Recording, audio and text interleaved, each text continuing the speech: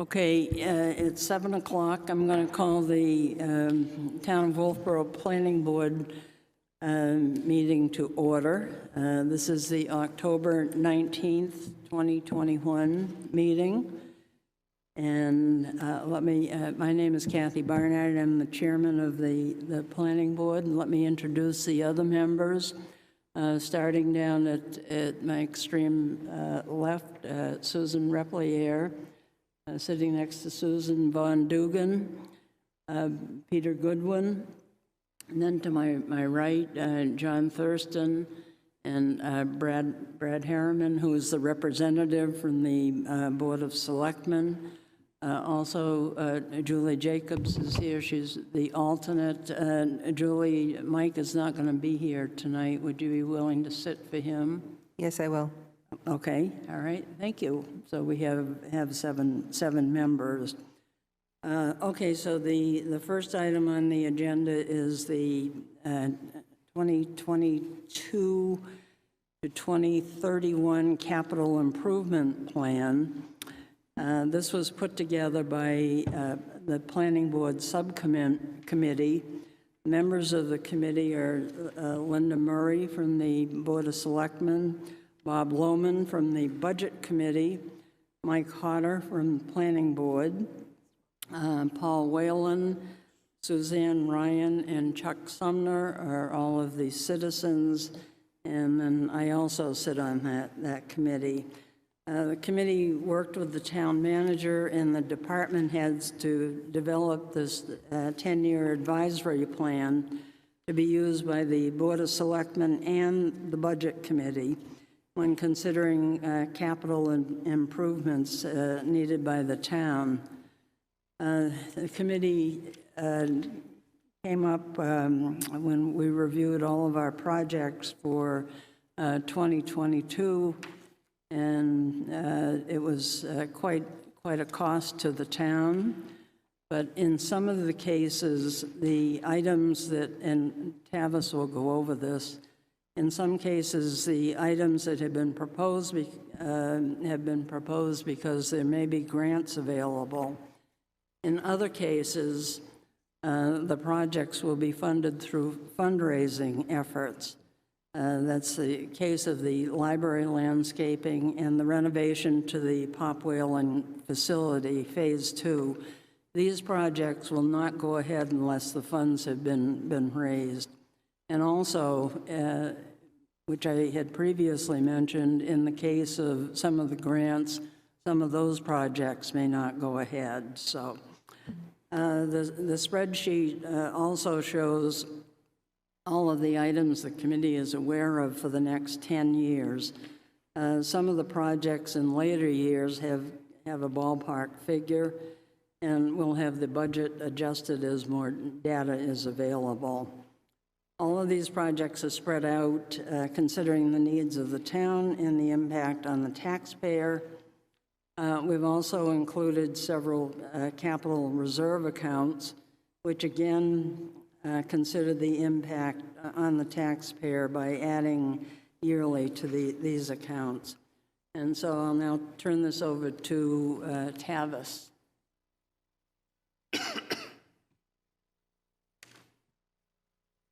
Like me to do?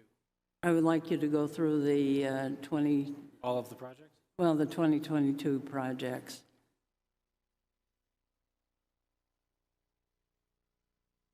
Okay, so the majority of the document, the introduction should look very familiar to you. It outlines the process. It includes the financing discussion and the guidelines that were presented from the selectmen to the planning board.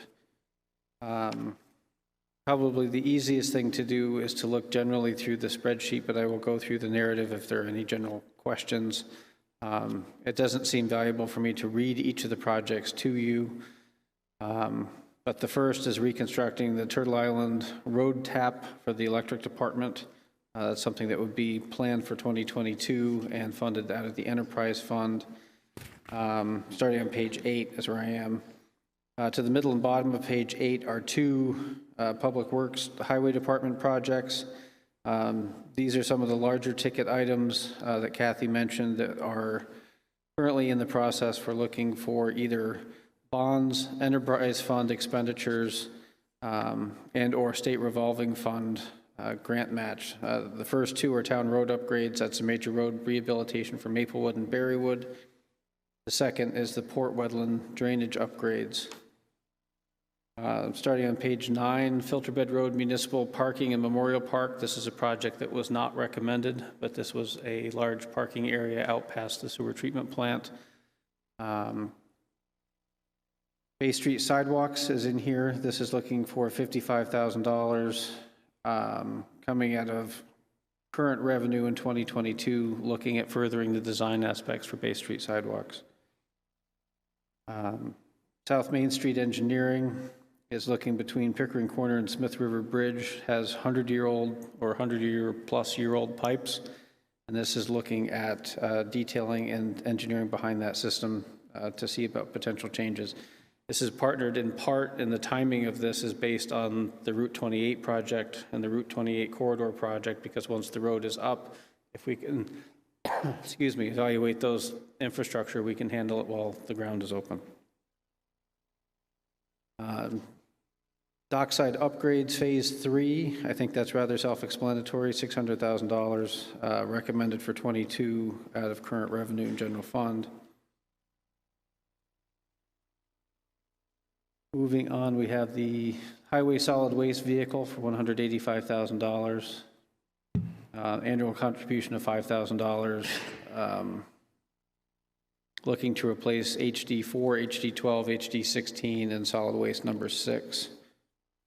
Those are all individual vehicles in that department. Dockside parking lot upgrades. This is the, everyone's favorite parking lot down by the docks. Again, recommended for 22 at $100,000. Looking at moving forward to the improvements in dockside parking lot. One of the projects that came up last year is the next one, water resources. It's the non-capital reserve fund. That's $50,000 that can be used for grant match and other such things to better water quality, watershed management, planning activities in the town. Next after that is building maintenance capital reserve fund for $100,000. Funded with $75,000 in 2021. This is just to keep that fund up and current. And then another proposal was town sidewalks capital reserve fund for $50,000. Similar to all of the other capital reserves, just starting a piggy bank, if you will, for sidewalk projects in the future, but that was not recommended by a 3-2-2 vote for the 2022. Moving on to page 11, we have 2 sewer pump station upgrades, one in Mill Street and one on Lanier Street. Mill Street at $1.5 million and Lanier Street at $1.3 million. Those are not going to hit necessarily. It depends on where they score and rank on the state revolving fund grant cycle. That makes sense? Okay. Next one is sewer system infiltration reduction, or I&I, getting stormwater out of the sewer system. That's looking at $1 million. That's also in for a grant. Water plant treatment upgrade 1.5. That's basically some upgrades within the plant itself. Again, that's in for a state revolving fund. Many of these state revolving fund grants are available because of all the funding that came out post-COVID. This is the appropriate year. Despite all the paperwork Dave Ford is doing, this is the appropriate year to throw literally everything at the wall and then hope. Each of these are critical things, but they're all showing up at this time because there's so much grant money out there that would be available. Similar and related, but not the same, is the next one down, which is a complete upgrade of the wastewater treatment plant for $10 million. If either of those go, the town is moving forward in the appropriate direction. Whether the upgrades get made or the $10 million project move forward, they're the same, they're pieces of the same larger puzzle. But again, both of those are out for grants at this point. Seasonal water line resiliency, again, this is something out recommended for 22 so that we can keep replacing the seasonal water lines with permanent water lines, or at least bring those to the better standard than we have. Water main upgrade, $720,000. This is looking at 16,000 linear feet of 1900s era water pipe in the town system. looking at getting lead and galvanized service connections out of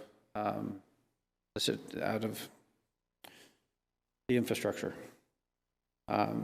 Similar and related is a water system upgrade. Looking at the top of North Main Street and Highland Terrace, Maplewood Avenue, there's a number of dead ends. This project would allow all the systems to create a loop. The police department, this is the last $50,000 required for the dispatch console replacement. Most of the money has already been raised. This is the last year of a contribution towards that purchase. That would be used either in the existing police station or in a future public safety building, should police or police and fire be relocated. Fire department on page 14, looking at another annual contribution of $196,000 for their capital reserve fund. That's the one that buys fire apparatus. Next one down is the police safety building capital reserve fund. This is another $150,000 towards the planning and design efforts and engineering for a new public safety building. Parks and Recreation, this is the Bridge Falls path, came up during the lighting committee and other projects, $250,000 with that. Pop Whalen on page 15, Pop Whalen renovation phase 1, and then Pop Whalen renovation phase 2. This is what Kathy was talking about. Phase 1 is something the town would take on with a combination of bond and enterprise fund, and then phase 2 is proposed to be funded by the Friends of Pop Whalen. Library landscaping is the next one down. As Kathy mentioned, this is a private fundraising effort, but it is on the plan. And then Governor Wentworth Regional School, SAU 49, the annual contribution of $71,779 is raised through this process. Going through on page 16, by year, the Horizon project, so they're not quite 22, but they're quite literally right around the corner in 23. You see the list of projects, the MED building, the electric building on Lander Street reuse study, South Main Street Route 28 upgrades, that is the DOT project. Town road upgrades, looking at another $1 million moving out, and you can go through that list. Page 17 is out year, so that's 24 and further out, looking towards 31. And with that, we jump into the spreadsheets, which break out basically everything I just read to you in some further detail. So the first spreadsheet, or the first 2 pages of spreadsheet, are the overall projects. Under project name, all of the projects that were submitted to the committee are listed in that column. If there's an asterisk at the end of it, it is one of those that was not recommended for 22. Second spreadsheet is capital reserve funding for 22 to 31. It actually goes through 28 because that is the information provided by the department heads when those funds were submitted. And the next spreadsheet is capital improvement general fund projects. So you can see of the projects on the first spreadsheet, which ones are funded out of the general fund and what the cost of those is going to be. And then looking further out, the last row, you can see the tax rate impact of CIP general fund project funding through the years. Last 2 spreadsheets deal with fire truck and apparatus capital reserve fund and public works vehicle expenditures. That is a summary of 12 weeks worth of 8 o'clock meetings. As long as it sounds, the committee was very efficient in going through each of their assignments on a weekly basis for those 12 weeks. I think they should be commended for their work. And I recommend you move to your public hearing if there aren't any questions. Okay, are there any questions? Go ahead, Susan. So I'm just sort of quickly going through this. I see rooftop solar for almost $200,000 in 2023. That's 1 million. Library. That's the library. That's for the library.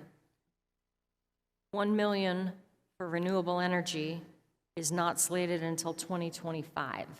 Is that, am I missing something that is earlier than that? Because I feel like that's a long time to wait for us to spend money on renewable energy. The 2023 library solar, I believe, is a self-funded project. So between doing the landscaping this year, they're looking at saving up to do the solar next year. That's fine. My recollection Next on year is great. my recollection on 2025 in the electric department was looking at the $1 million is based on the size of the system they were looking at installing and the anticipated price at that time. I got the sense in the project review that it was largely based on recognition of need to recognize the Energy Commission by getting something into this plan, but that the projects that are currently in capital reserve are more pressing than putting solar in, and the time would be used. Are these the EV stations? No, this would be like a solar farm for the town. How are the EV stations being funded? The two charging stations that are in, I can't speak to. I don't know how, Brad knows. Yeah, those are, the funds for those are donated to us. So, Donated, okay. Donated, right. Great, that's awesome. Yep. So when will those be live?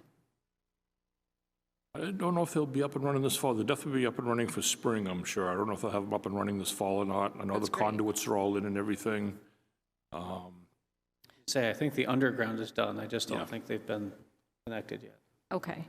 So this $1 million for 2025 then, please tell me again what that is specifically for? To over paraphrase, it's a solar array for the town's energy source. Like you see in Middleton. Which we expect will be live in 2025 and being used in 2025? That I can't speak to. It I might mean, be. we'll find out more as we get closer to these projects. Closer meaning 2025? Well, no, next year, 2022, when we meet with them again. I mean, I can pull the project worksheet that was submitted to the committee so you can read what it says if you'd like. Okay. Not- Yeah, if I had one wish, it's for more emphasis to be put on that. Is there a goal for the number of kilowatts that are being produced? I believe there was on the form. I don't have it committed to memory. Yeah. Glenn, did you have some questions? I just had a question about the numbers generally. Do they include grant or exclude grant and private fund, like friends groups? No, the numbers that is on the spreadsheet is what the project cost was submitted on the form. So the project form might say, let's just use renewable energy, $1 million. And then if it was part grant or 50% grant and 50% general fund, that's how that's broken out. It gets very confusing to try and parse them out in the spreadsheet. I was just wondering about the town's portion plan. If you take out grants and you take out friends groups, is there a sheet that just says what the town is expecting to pay? That's General fund project funding. Yeah.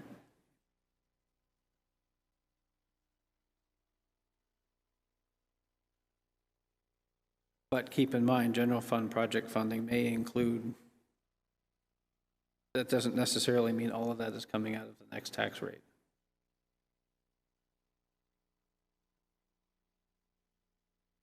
Any other questions before I open the hearing? Well, I have a little comment on the. Actually, that's not entirely, no, because you see, on general fund grant project funding, library landscaping is in there, but it says grants and donation next to it. So you'd need to go back to the bond and the current. Under revenue type. If you see dispatch console, it says the revenue type is capital reserve fund, it's $352,000, but only 50 of that is requested in 2022 because it's been gaining money over the years. So there's not a short answer of, not a spreadsheet of just what the town is expected. no, because honestly, it's a moving target for a large majority of these projects. And then other things that make that form confusing, as I mentioned, Filter Bed Road Municipal Parking and Memorial Park is in here at $100,000 on the general fund project funding, but it's not a recommended project.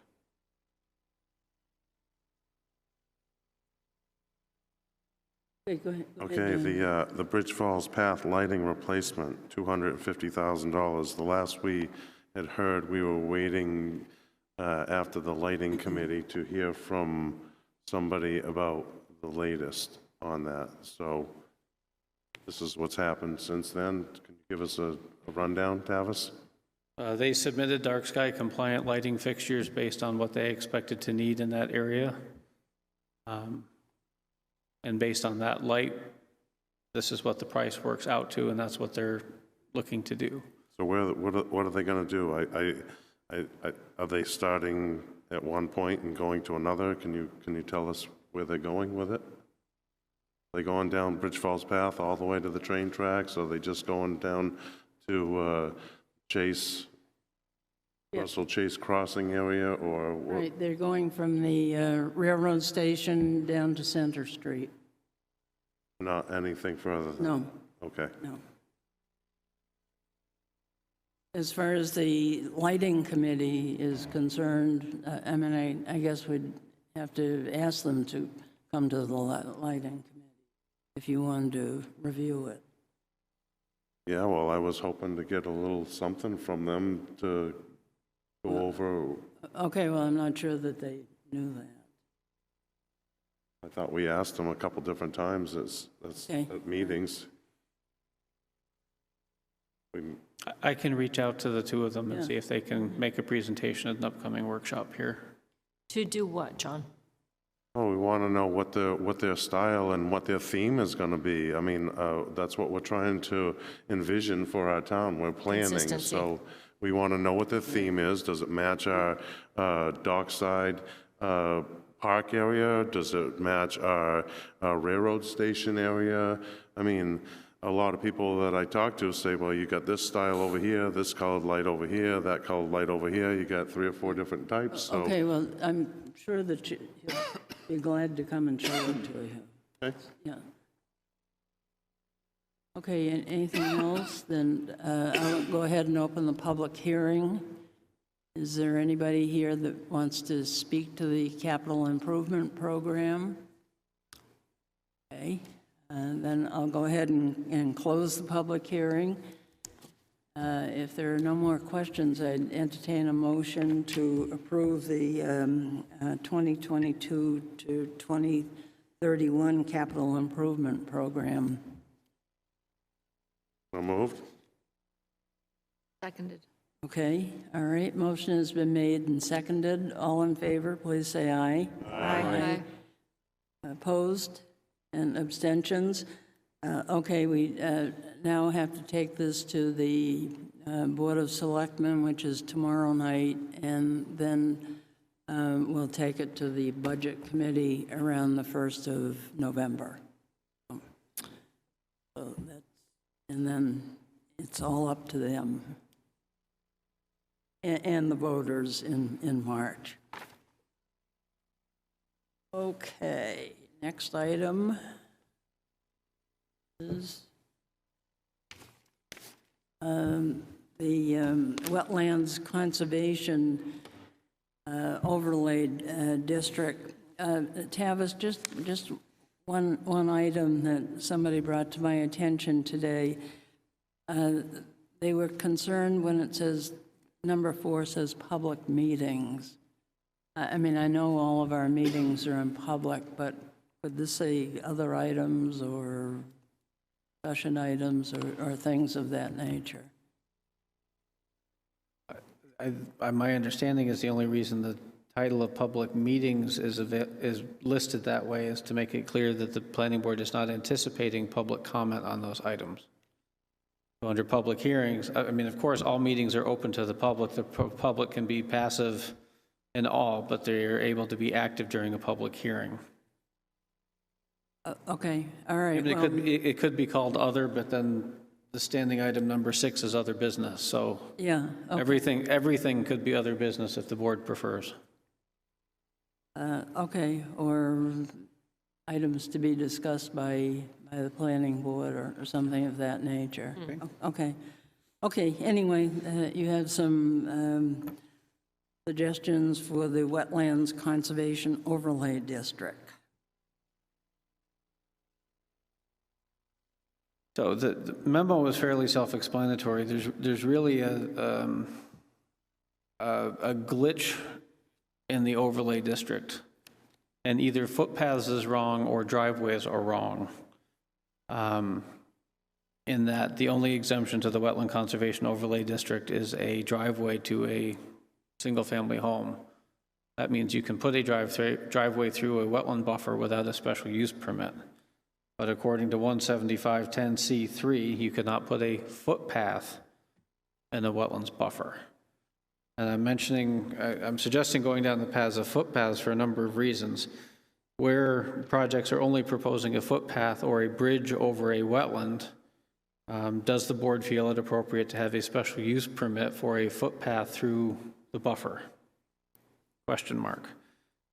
Many, if not all, of the trails in Wolfeboro have proceeded as though footpaths was not listed in 17510C3. I'm not aware of a special use permit that's been issued for a trail.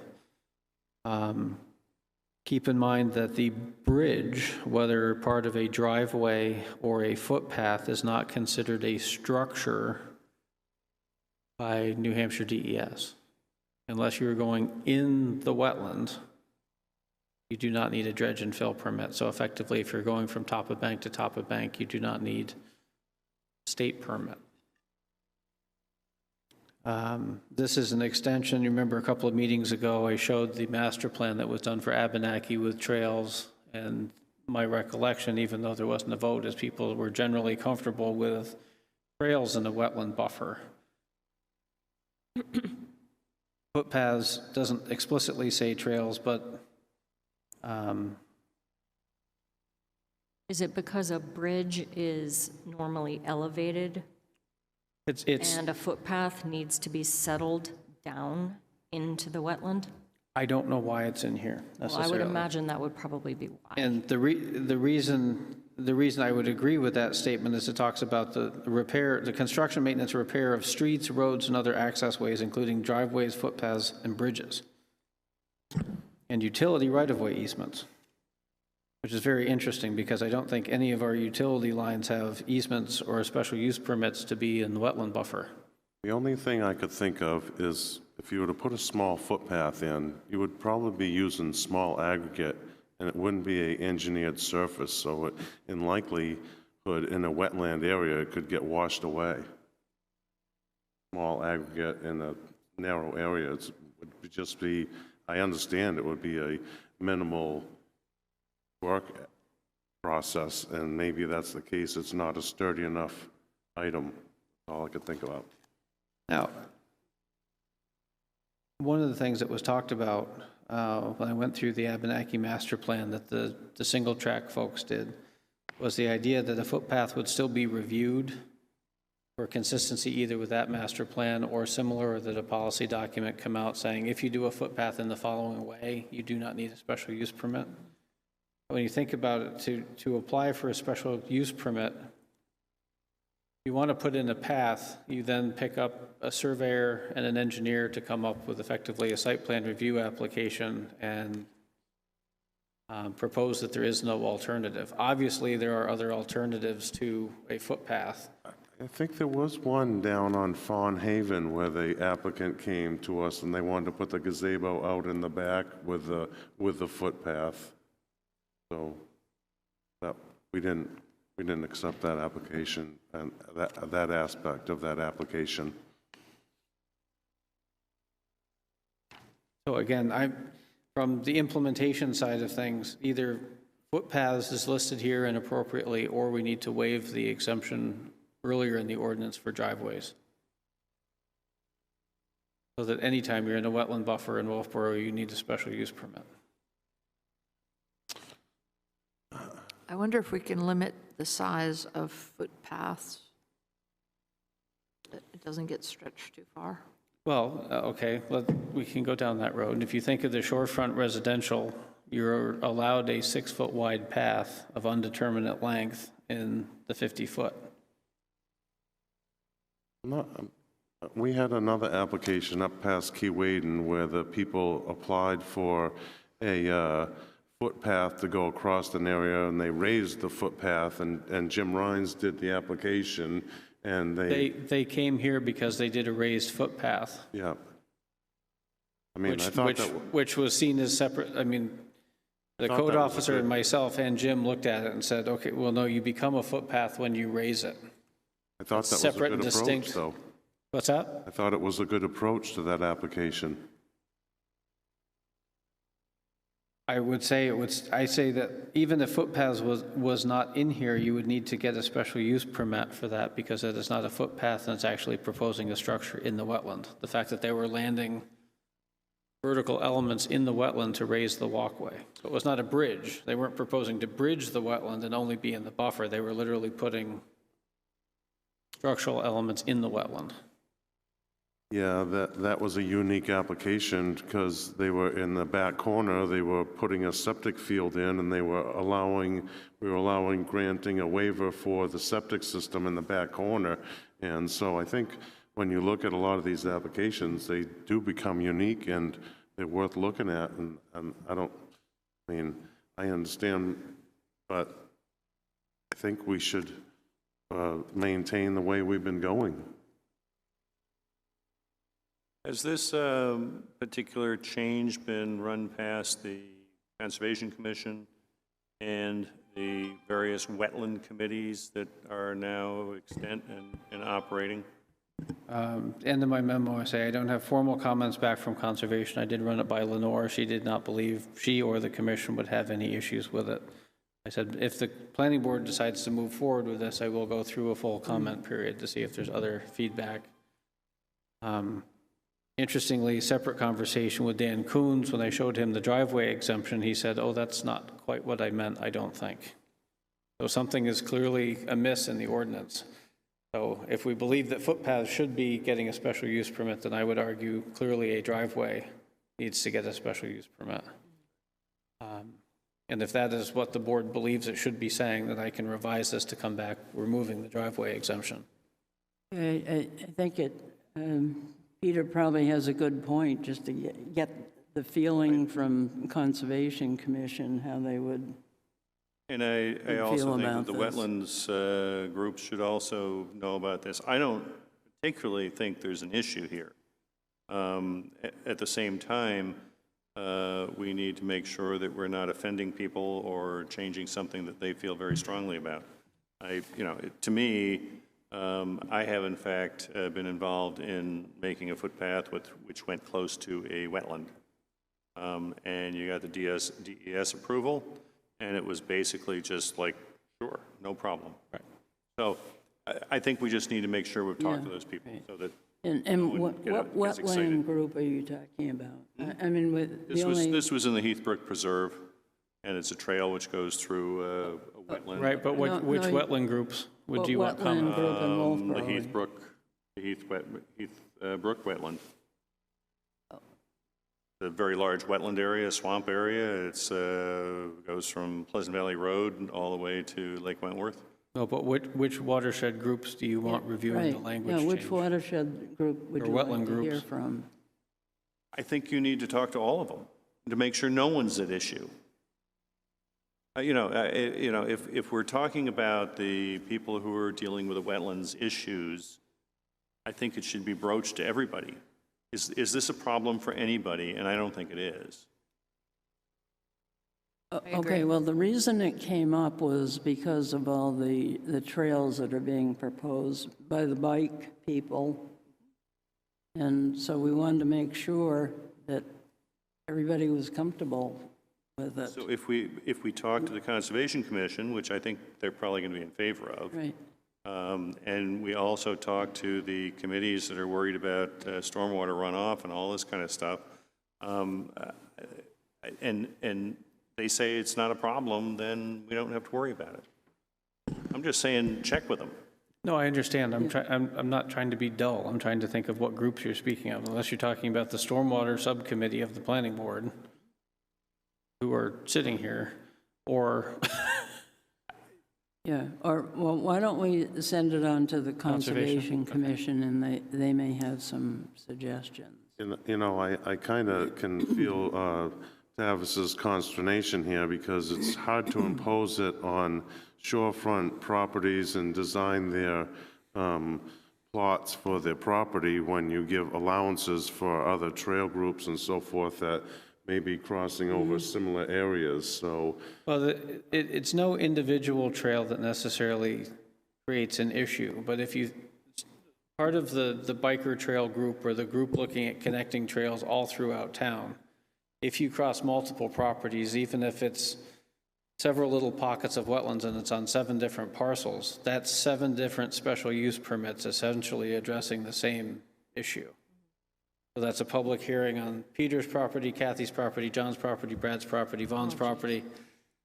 So what I was looking at is with the Abenaki model is to say if there can be a set of standards or design practices for crossing the wetland. So there's nothing in the wetland and it's only a trail coming to crossing and then a trail leaving, and that we're done consistent with that methodology.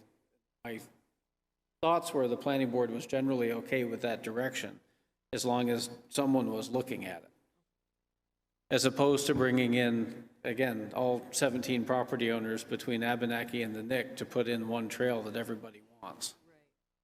So that was. I understand, well, if you consolidated them all at once and it was a group effort, then that would be probably the only way I think that you could do something like that effectively.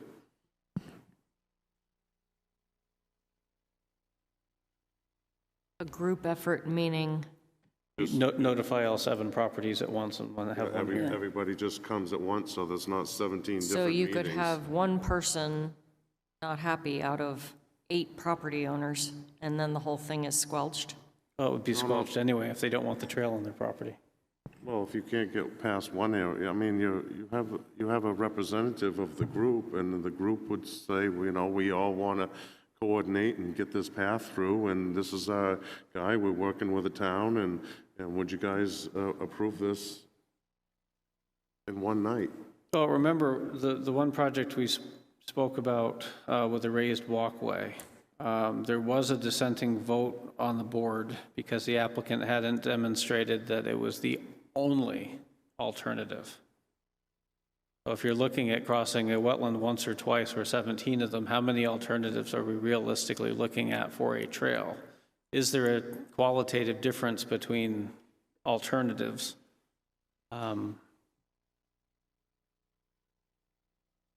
I can understand both sides of it. My real concern is that driveways don't have to pay attention to this at all, but we're holding trails to a very high bar. And it may be that this needs to wait until we can better define what a trail is.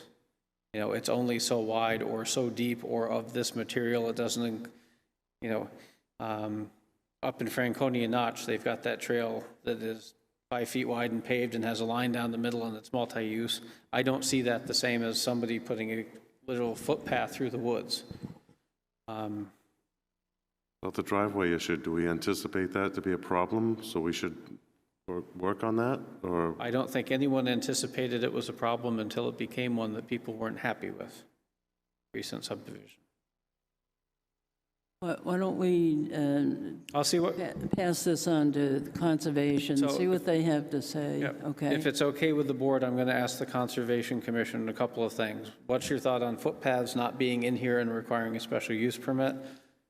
What's the Conservation Commission's take on the driveway exception or exemption where footpaths are then, you know, what's the feedback to the board? And then I'll come back with a more cohesive answer for you. Well, the other possibility is that we have footpath standards. These are acceptable, you know, at this width, this height, Right. this material, these are not. Correct, and that's where I was going with the Abenaki Trail Master Plan. So if we took footpaths out and then say Trail. under permit, well, because if you go back earlier in the same section, and I didn't put it all in here, 175.8, under permitted uses, permits passive recreation such as hiking, fishing, hunting on foot, and non-motorized boating. So you're permitted to hike and fish and hunt on foot in the wetland conservation overlay. You're allowed to hike in the buffer. You need a special use permit to put in a path.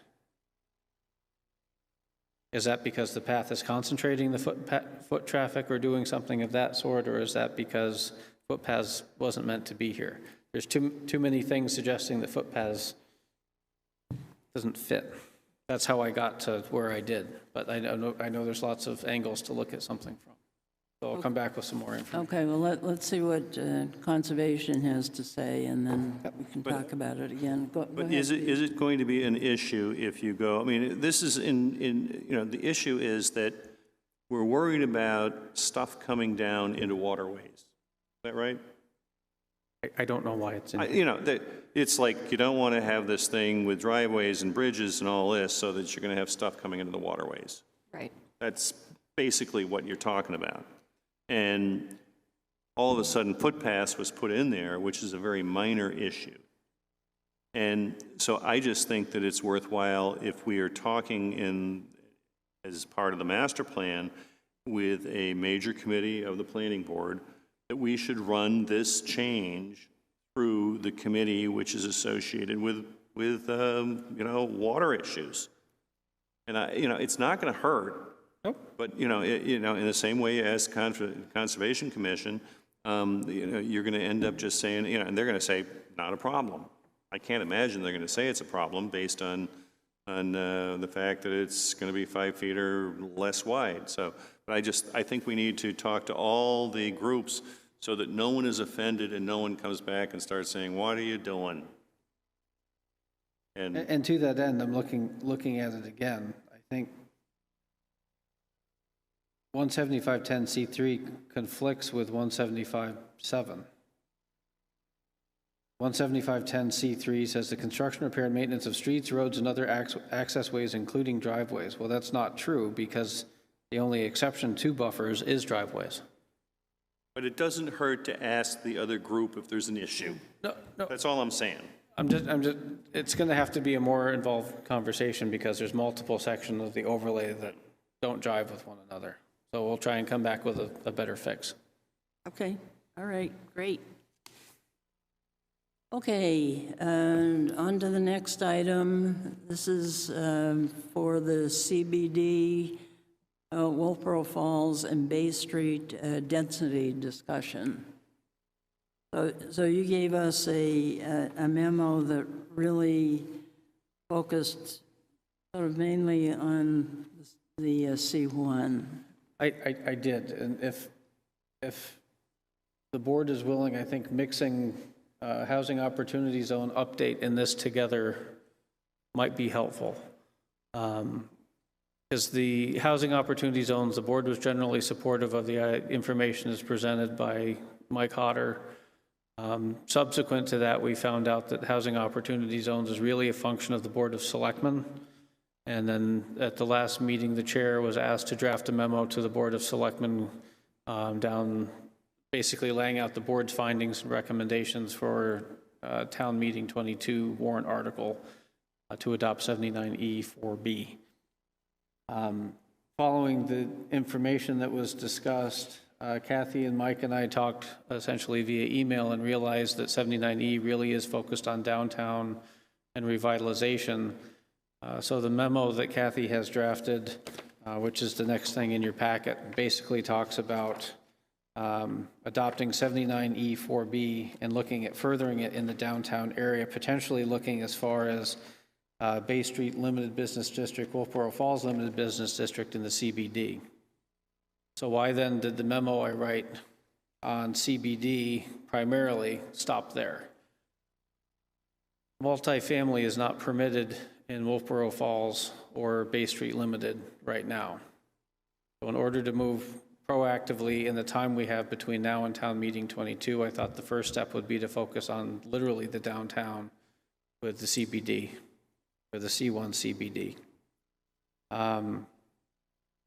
So essentially what this is looking at is I'm trying to set the stage, because if the select board, the Board of Selectmen does decide to move forward with the housing opportunity zones and 79E4B, et cetera, the only thing that's really in the way of people putting in the workforce housing or affordable housing is the density limitations of all of the zones in Wolfeboro. As you see on the first page, C1 CBD limits multifamily to 6 units per acre. Most of the parcels in the C1 are nowhere near an acre. So at best, you're at half acre on some of them, which means you can only do 3 units. And the likelihood of 3 units penciling with a housing opportunity zone where a third of them have to be affordable, it's really not going to raise the bar enough to incentivize someone to put in the housing opportunities. Also, because of the reduced lot size, it's really the reduced lot size that had me come up with a recommendation of 30 units per acre. 30 units per acre at half an acre is 15 units. 15 units, a third of which are affordable, might actually come up with a project that is palatable to someone to move forward with. 30 units an acre is also based on discussions I've had with developers recently, earlier this year, that said, I'd love to buy that parcel and put in some workforce housing, but your density is in the way. I said, well, can you give me a rough sketch of how many units you could put in there? And 30 is the number of units per acre that would be required to come up with the number. The point I want to get through to the board is that 30 units per acre should not drive a picture of a 4-story apartment building into your head. The parcels are so small, you're probably looking at turning duplexes into 4plexes, or maybe 3plexes into 5plexes or 6plexes. I know the town, or I'm assuming the town has kept the density number low because everyone loves downtown the way it is, and then this rural mix of houses spread apart by large distances. Increasing density does not increase the lot coverage amount. It's just the number of residential units per parcel. So you take an existing building and divide it up, is what you're saying? Correct. Yeah, okay. And that is more easily done where you have existing water and sewer. I believe I mentioned, yes, I talked to Dave Ford. He said water is not an issue. Currently, the sewer system has capacity for another 1,500 bedrooms. Now that's taking your average septic tank size at 33.3 gallons per bedroom per day. That's how the basic multiplier for a septic system. So with the capacity he has in the system divided by 33.3, that's where the 1,500 bedrooms is coming from. No, 30 units per acre does not equal 1,500 bedrooms. It's well shy of that when you multiply it out across downtown and other districts. But my thought is this would be a proactive step for the board to consider to allow residential redevelopment in the C1. It could come with a footnote saying for projects providing workforce, affordable, or elderly housing, so that you didn't just automatically get a housing opportunity, but you could have the benefit of 30 units per acre if you provided workforce housing or affordable housing. Is the goal to have workforce and affordable housing? The goal of the master plan, and what I have heard in just about every committee I've been in, is But that for the this town, particular change, is that the goal of this change? it could be couched that way. I wanted to ask So therefore, is that useful to add that descriptor as to workforce and affordable housing? I'm planting the seed, and I want to hear from the planning board where the board wants to go. I'm saying 30 units per acre is not going to,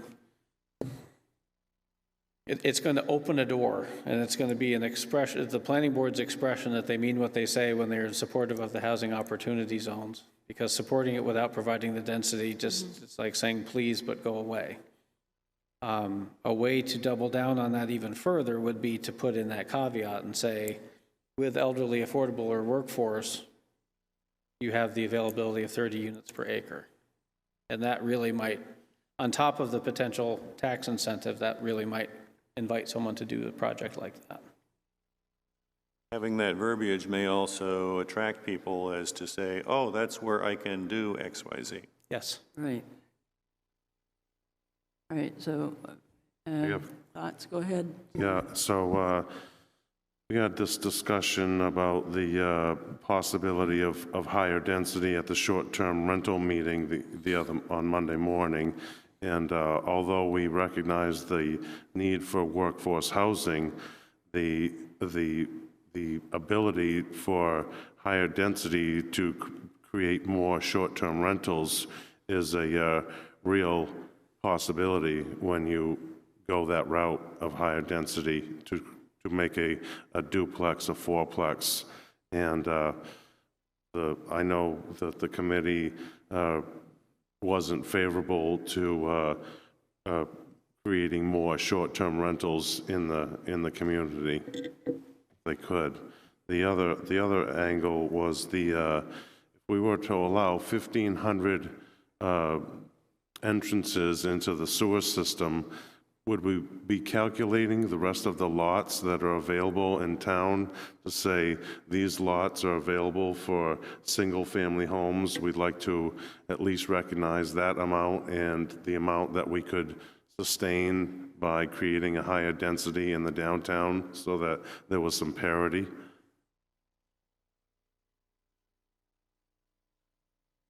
I suppose it could be done, but there's no limitation right now on who builds the capacity need first. And many of the single-family residential units aren't on sewer. Okay, well, just to add to the discussion that John and I were part of yesterday at the short-term rental committee, there was a suggestion that we put for affordable housing only, if we were to do this. Well, and it is,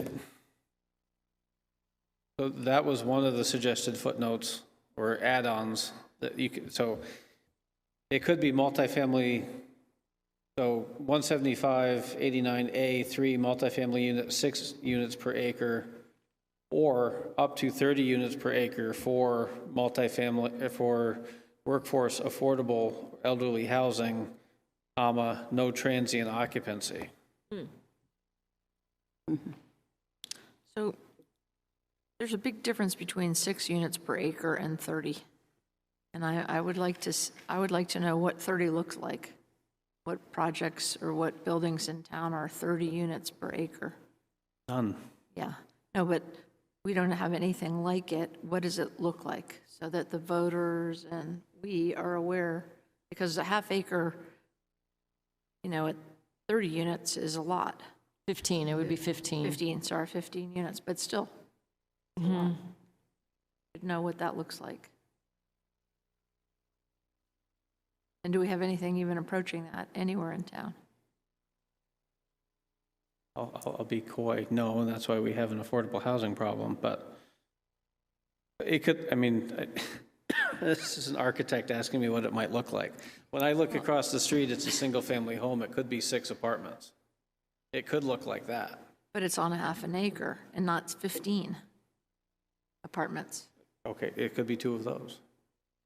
But it just, my concern is that because I'm an architect, I'm that the density is a lot. It is. Yeah. If we were to say 20 instead of 30, would they be interested? I don't know. The lot I was asked about was the one, so if you go up to Pickering Corner, take a left, it has the video store in it, that's a half acre. I saw a design that had 24 two-story townhouses, each with an individual garage in there. Essentially looked like one driveway entrance going into an Old English courtyard that had 24 residential units in it, and half of them were going to be affordable units. That was 24 on half an acre. I didn't want to propose 48. 30, even in an urban setting, 30 is a very low number for a commercial downtown housing density. Think of what Wolfeboro is used to is the 1 house per 2 acres. So you're looking at half a unit per acre. So that, to Vaughn's point, it's a drastic change. But most of it's already built.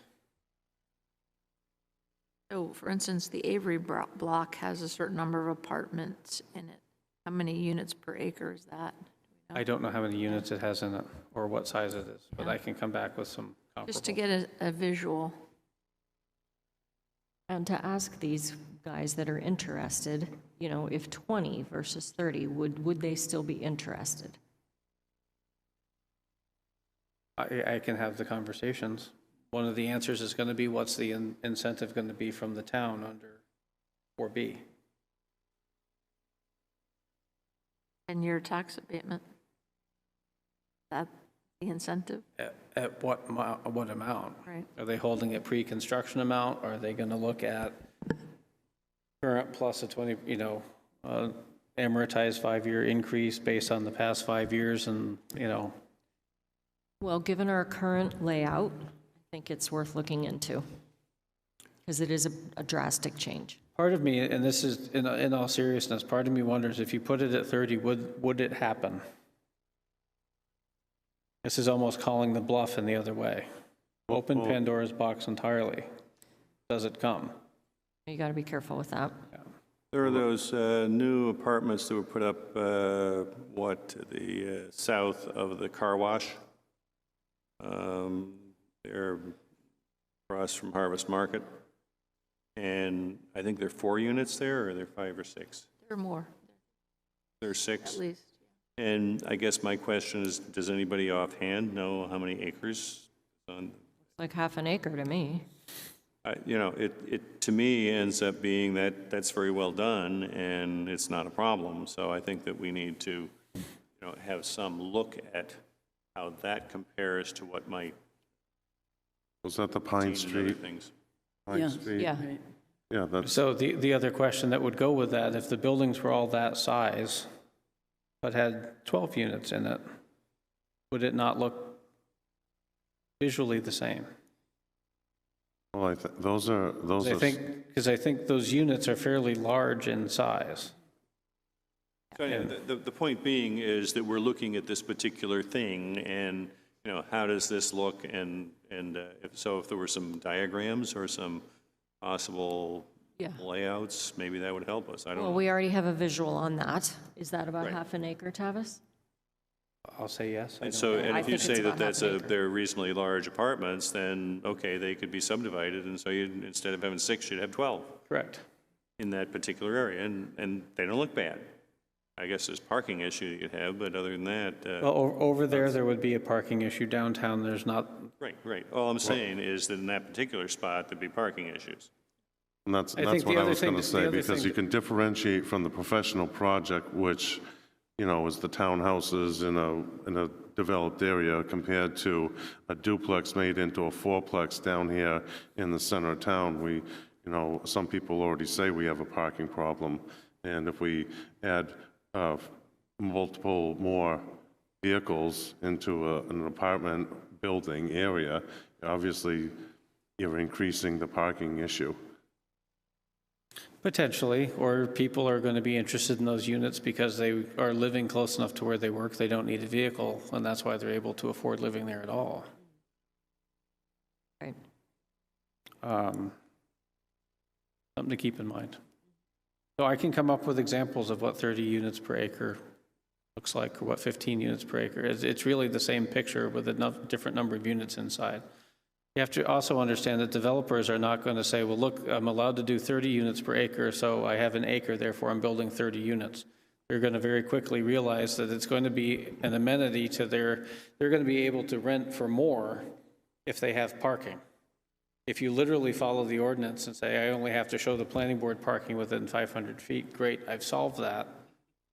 Many people aren't going to want to rent a second or 2.5 floor walk-up for a young family when they've got to park 500 feet away. That's fine perhaps in July, but remember back to the days of diapers and groceries and coming home late and walking 500 feet across Main Street to, the developers aren't going to max it out. Or if they do, the units are going to be small efficiency units. So is the developer's going to preserve the character of our town? That's what we always talk about, preserving the character of a town. Well, I certainly hope a project that comes before the planning board for site plan and goes through the design standards can preserve the character of the downtown. Okay. Okay, well, Part of our town is also maintaining the tourist industry, which requires workforce housing. So I can come up with examples of what 15 and 30 units per acre looks like. I Okay, can try well, and find some representative lots in town. okay, if we go ahead with the housing opportunity zone, then a third of those has to be affordable, Correct. at least a third, possibly more. Right, so there are going to be very few lots in town at 6 units per acre that allow that to happen. The next step after this, I was looking probably in 22 or 23, depending on where this one goes, would be adding multifamily into Wolfeboro Falls and Bay Street Limited with the same proviso, X number of units per acre with the elderly, workforce, elderly, affordable housing, no transient occupancy. Because currently those zones don't allow multifamily. Those are both held at duplex at 1 acre, so Okay, it's so actually then- more than an acre for a duplex, If they're but held at duplexes, how come the building next to the one that I'm in has 4 in it before the zone. before zoning? I mean, there are 3 houses on Laner Street that are perhaps trying to become or operating as fourplexes, even though they look like duplexes. I've had 3 different people come in last week to add an additional unit on Laner Street. They said, well, I've got room over the attached garage, I've got room in here, and I've got all this space I'm not using. Sorry, you're limited to 6 units per acre, and you're on 0.07 of an acre. What's that mean? I said, you're lucky you have 1, because you couldn't today. So 6 is very small. I did 30 as intentionally large. I know people have come in pushing 48 and 50 units per acre to get large enough for the project to actually pencil, which means they understand at least if a third of it needs to be affordable. So they need to take a third off the top and then figure out if the rest of it can make the project fund itself. You know, they're not looking to get rich necessarily, but they have to understand that they're going to hold a third of that project at a sub-market rate for a period of time. 30. Yes. Well, and looking at the average, I didn't actually calculate the average lot size downtown, but if you very quickly look at the numbers, you are sub-acre, definitely sub-acre, in most cases sub-half acre. So 30 times 0.25 is not a lot, but that's how units per acre works. Okay, I mean, there's been a suggestion down at the end of the table that we go for 20 acres, 20 units. So how would that work? It's definitely an increase over the 6. Yeah, I think we should get a look at what a building like that looks like on a certain acreage Okay. that we know. Avery or this proposal for behind. I'll even try and figure out how many dorm rooms are in the various buildings on Brewster and see what lot size they're on and go through that. Based on your conversation, 6 seems to be too small, and probably 50 is too large, so we need to figure out where we might want to go. That's where I got 30, but yeah.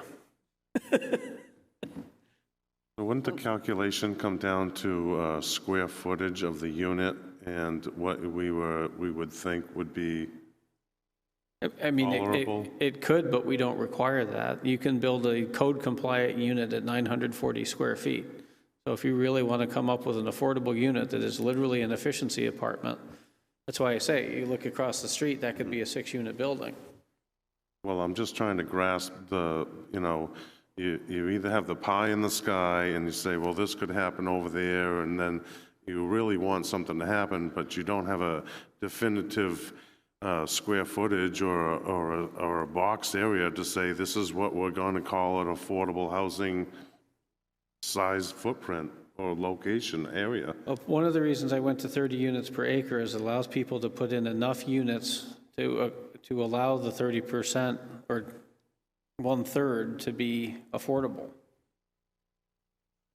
So their market, they're going to have to design that project. You know, what building am I getting into? Is it some 1950s balloon frame, and now I've got to fire sprinkle it and put in all these units in order to get the benefit? Some of those units are going to be small.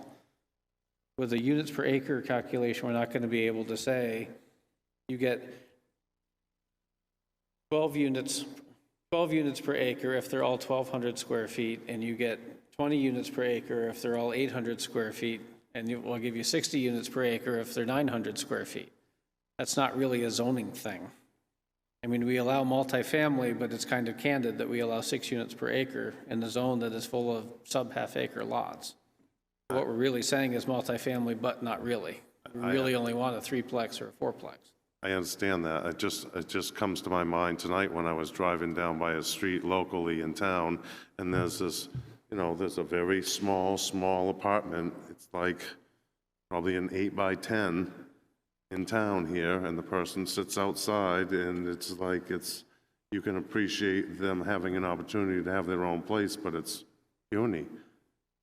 Not, I mean, for me to look at something like that and say, that's what we're going to stand behind, I mean, I have to see a little bit more balance there. I don't know if with zoning, if we're going to be able to get into cost per square foot and what someone is able to build and deem an affordable unit. But I can get some more information on what structures like this might look like. If you do that, then we can make a decision, and so I think we need to get I'll- your input, that's all. I'll try and bring it back for the 5th. The 5th is primarily public hearings on zoning amendments, and, oh no, there's a lot on the 5th. Right. I'll bring it back for the work session, hopefully with enough homework behind it, where we can decide if we're going to move forward. Okay, so we're going to talk about 20 units. Yeah, I'll show pictures of In all of it, 30. and the board will decide, Yeah, okay. you know. I would 20 say that we should look at the range. You know, and 50 is probably unreasonable. 6 probably is unreasonable too, so we need to look at what's in between. Yeah, right, right. And what about the Bay Street in Wolfeboro Falls? Well, if I had more solid footing coming out of tonight on what the number would be, I was going to come out with a proportionately reduced density for Bay Street and Wolfeboro Falls, unless the board's suggestion is to add multifamily in both of those districts with the same density as C1.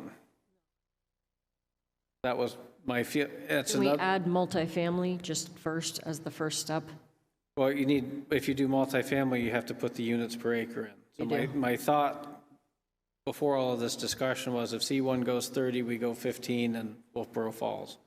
If we go 20 C1, maybe we go 12 or 10 in Bay Street Limited. Yeah, okay. All Just right. So because, I mean, the town does have a transition from most dense to least dense. okay, so any other suggestions? Folks? All I right. think we're making progress. Yep. Yes, we are. And with this, you know, I was asked to look at rewriting or reformulating the inclusionary zoning for elderly workforce and affordable housing. That is in process, but I'm waiting to see where we land on some of these numbers before coming in. Because remember, the way those sections are worded right now, they come with an increase for, you know, if X percentage of the project is elderly, you get a 15% increase.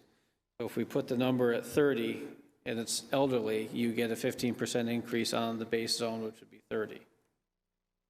So that's why 30 is coming in. That's why 50 is still within the range, things of that sort. That makes sense to people? The more elderly you put in, or the more elderly housing, not the more people, the more elderly housing you put in, the greater the bonus. The more affordable you put in, the greater the bonus, regardless of the housing opportunity zone. So with each of these numbers, and I'll try and show how that works. If it comes in at base at 20, but then they do the inclusionary, so they pick up 15%, that's how this works out. This really does say, come bring workforce affordable housing to Wolfeboro by making this change. But I understand the need to be careful that we don't open the box too wide and Right. get surprised. And it would be wonderful if we could also add opportunities for housing that perhaps has a cap on the rent, but is not considered affordable. You know, some people wouldn't qualify for affordable housing, but they still can't afford to live in town. I don't know if we get to put a cap on the rent without calling it affordable. Just wondering if there's some sort of an in-between. Well, remember, Way an affordable is not capital A affordable. It's not Known subsidized. as being affordable. When you move in, you don't have to qualify and be known as living in affordable housing, because I know that there's lots of people who work here in town who can't afford to live here, but don't necessarily want to live in affordable housing either. I think a lot of people draw a very strong comparison between subsidized housing and affordable housing. Subsidized is the capital A affordable, Section 8, if you will, a horrible phrase. Affordable just means you're below the 80th. What is Harriman Hill? I believe that's Affordable. affordable, not subsidized. Right. Okay, well, it's known as affordable. It, It's known. affordable is below the 80th percentile mean of the area.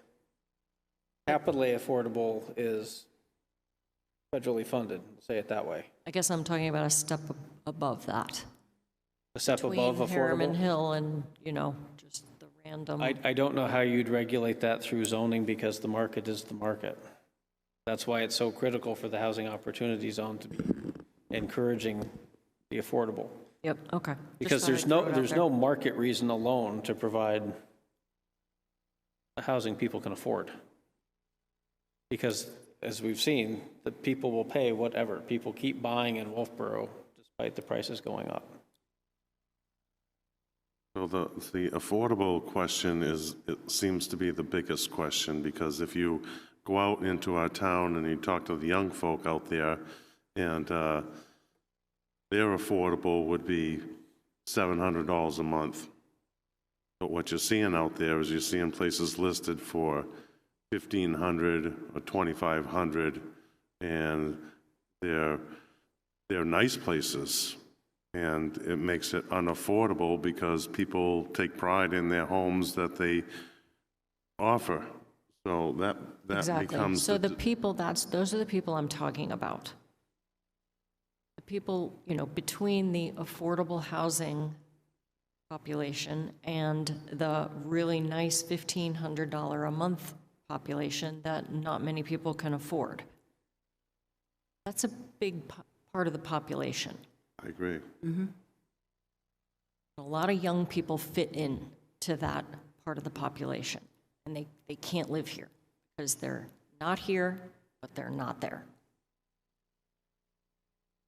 So that's the box that we want to try to get to, I guess.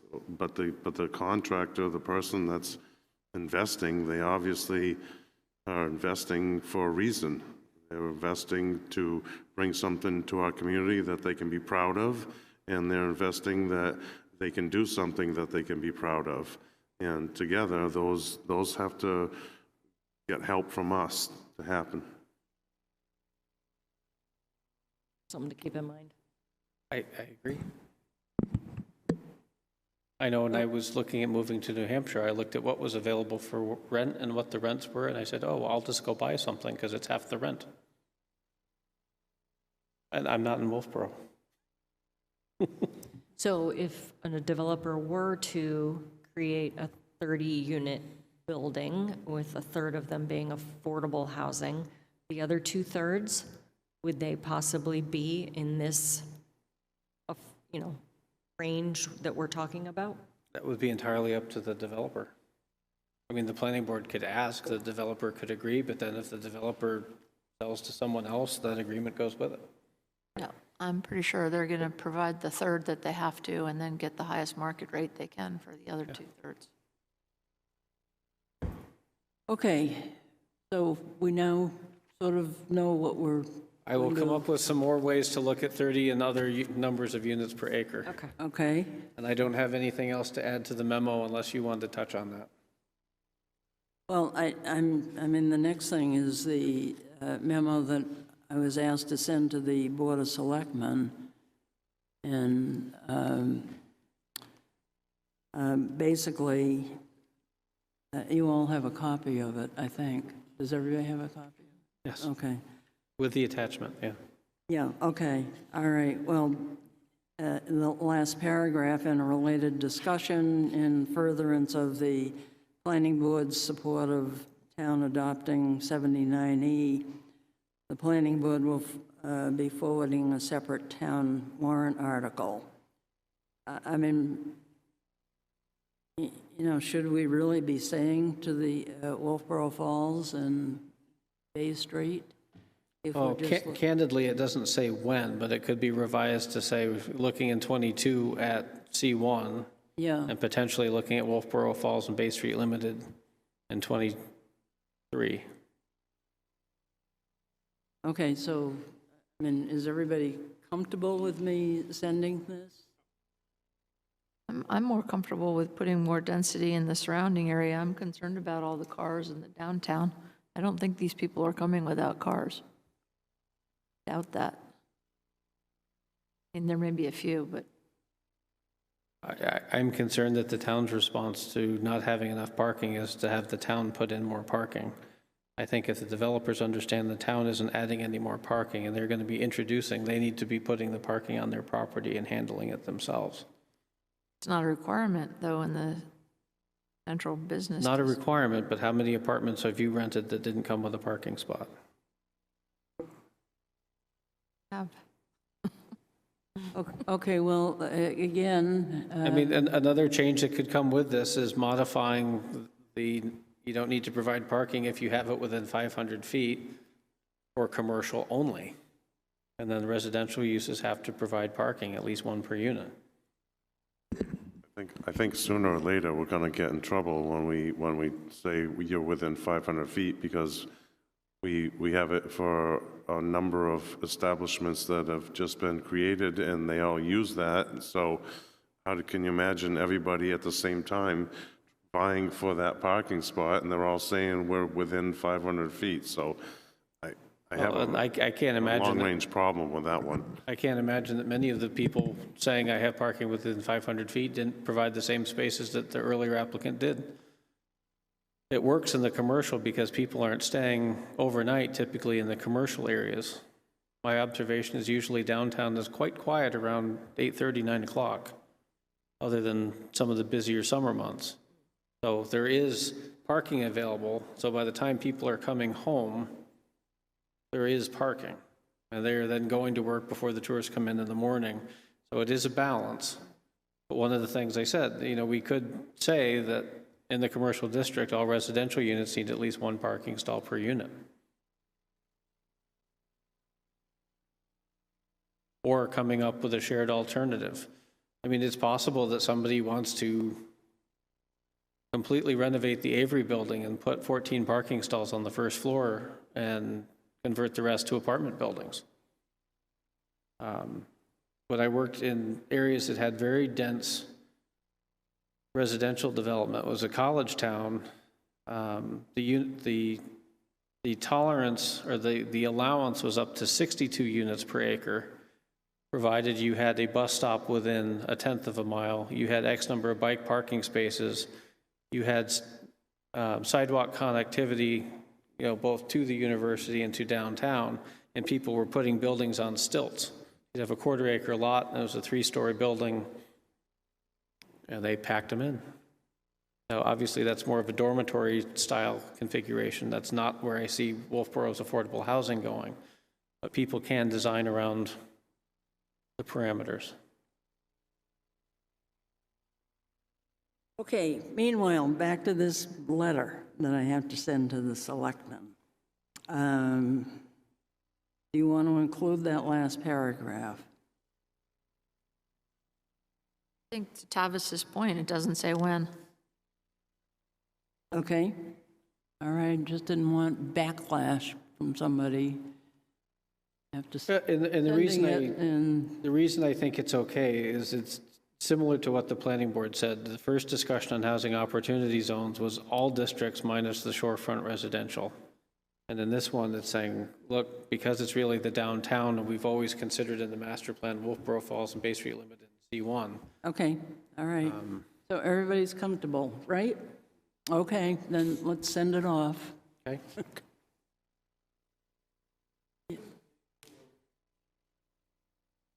Well, sure, what would you like to comment on?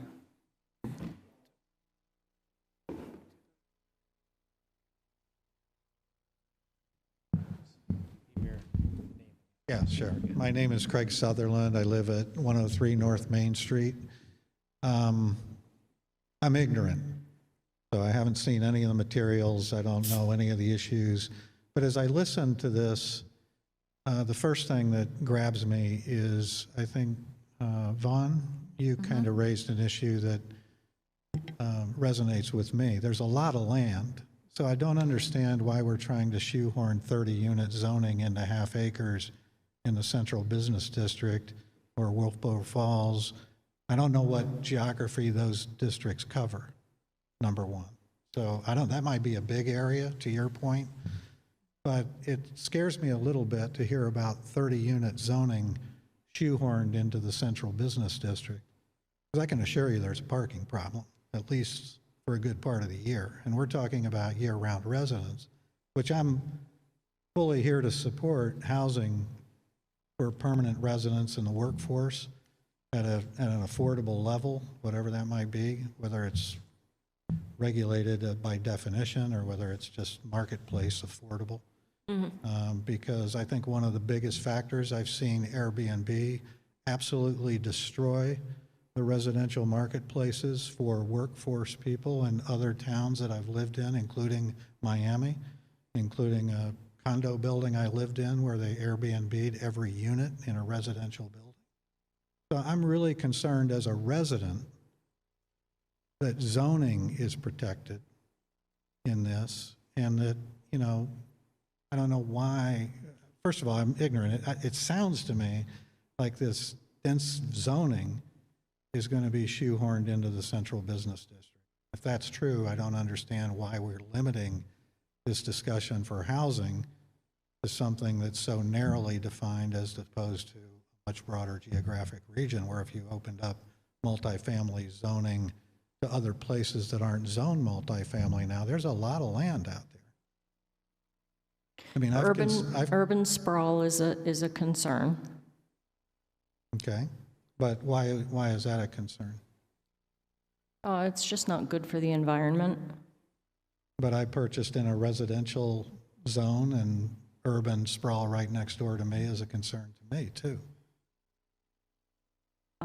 Another point is that there is more potential to be tapped in the existing water and sewer in downtown if it's done tastefully and wisely.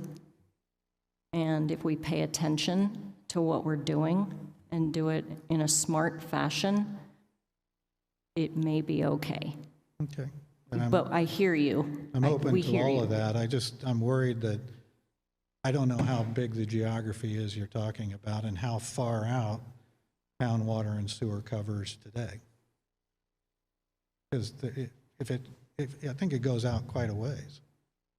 So between the parking issues, the density issues, the zoning issues, you know, maybe my land will become valuable to these developers more than the price of my home. At 30 units, I guarantee I'd sell my lot for more than my house is worth. And now you're going to really change downtown. Maybe in a way you don't want to. So you'd be in favor of housing opportunity zones throughout the town? Is that what you're saying? I'm just saying I've listened today, and what I've heard is Wolfeboro Falls, I don't know how big that is, the Central Business District, which is not big, and Bay Street back there, which is largely commercial today. So urban sprawl is a problem for lots of reasons, but you know, I've considered buying lots and building, duplexes, right? Fourplexes. And I could do that at an affordable rent, forgetting about developers that want to cram in as much as they can, because that's how they'll make a lot of money. So if we were to focus more on the Bay Street and the Wolfeboro Falls areas, as opposed to the central business district, would you feel more comfortable with that? I would be more comfortable. I think the unit, sorry for the feedback, I think the unit that somebody referred to back across from Harvest Market, I mean, that was largely in a commercial district. I don't know if that was a half an acre or not. And So I'm you would very- be more comfortable with Wolfeboro I'd be Falls or more- Bay Street? Because I think they're more commercial now. I think the central business district is not multifamily, it's more commercial, but it's not multifamily housing, Okay. So I recognize the problem, I'm very sympathetic to it, and the thing that I'm really focused on is nothing prevents today somebody coming in and building a 30-unit apartment building on a half an acre, even if they carve out 10 units for affordable housing, and the next 20 go into Airbnb, for the rest of the season. Well, touching on that, Maybe you can put the criteria in to prevent that. But even when it's stated that way, I think the risk that we have in the town, which is every other town, is in Miami, they just didn't enforce it. They didn't enforce anything. So it's a slippery slope, and you have a big challenge. I appreciate it, and I don't have the answer.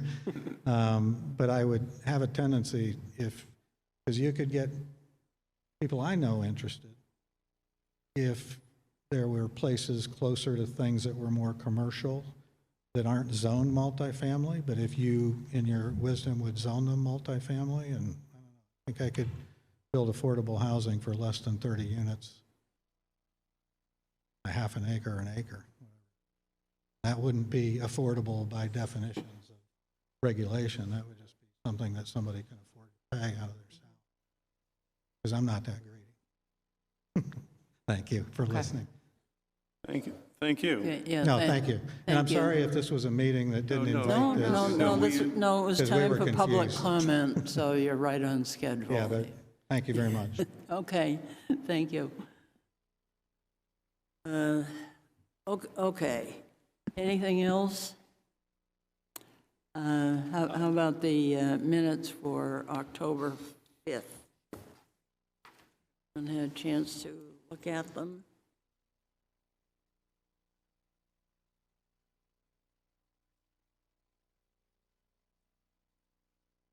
Accept a motion to approve these minutes? So moved. Okay, motion has been made. I'll second it. All in favor, please say aye. Aye. Aye. Opposed? Abstentions? Okay, all right. So anything else, folks? We do have several public hearings at the next meeting, so we may not have time to do anything else. Well, the vast majority of the next meeting is going to be the zoning amendments that the board has moved forward to public hearing. There are 3 applications, but they're not overly large applications. They're not big projects. Okay, great. Try and get the packets out as early as I can.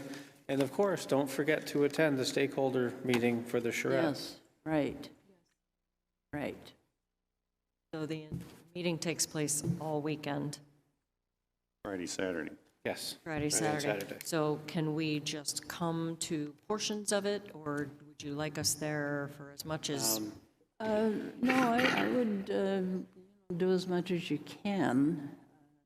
I mean, the stakeholders, which we're all considered stakeholders, are, that is from 1:30 to 3 Yes. on Saturday. Friday. Friday, I'm sorry, Friday. And Yes. then there's a public meeting.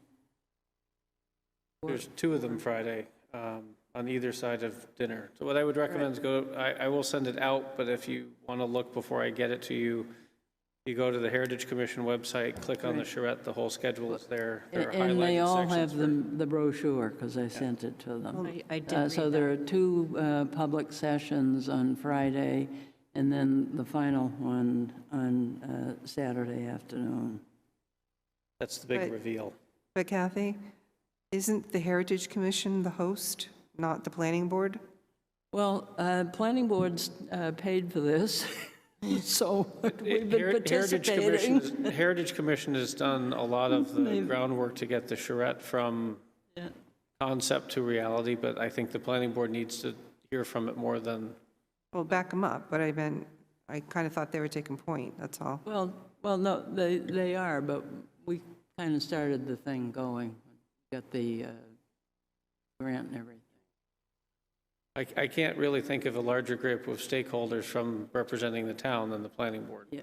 So Yes. at the risk of being redundant, if you were to ask us to be at the most okay. important parts, what would they be?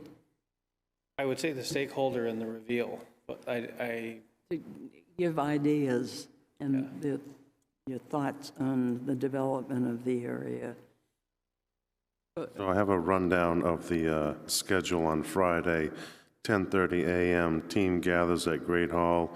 Intro of team members, review project and challenge. 10:45 to 12:15, a walking and a bus tour through the targeted areas led by the town leader, other stakeholders.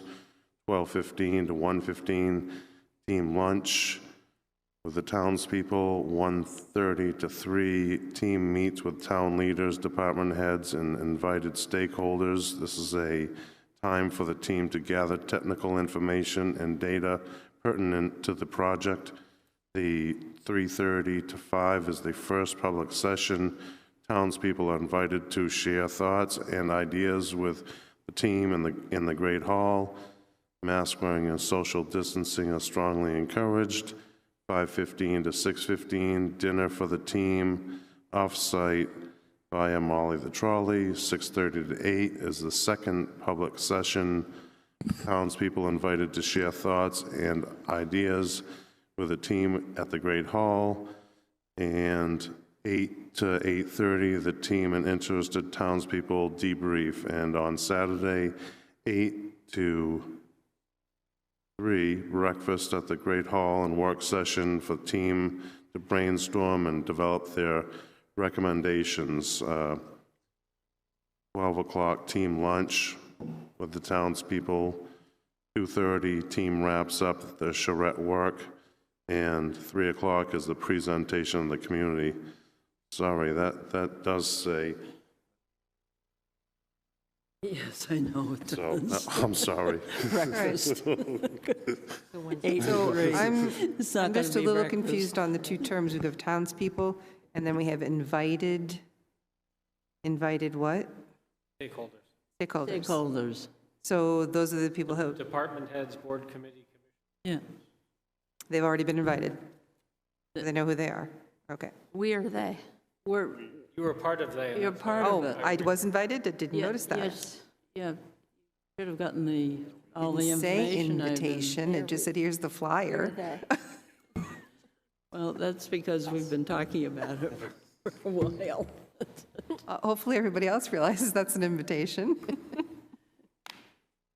It was just a long agenda. We were just clarifying, are we expected to be there for the entire thing? Or are there specific parts that you really need us there? Okay, all right, so we voted on the minutes, right? Yeah. Okay, so we can be adjourned if you folks want to go and watch the Reds. Yes, thank you. Seconded. Second, all in favor? Aye. Thank you.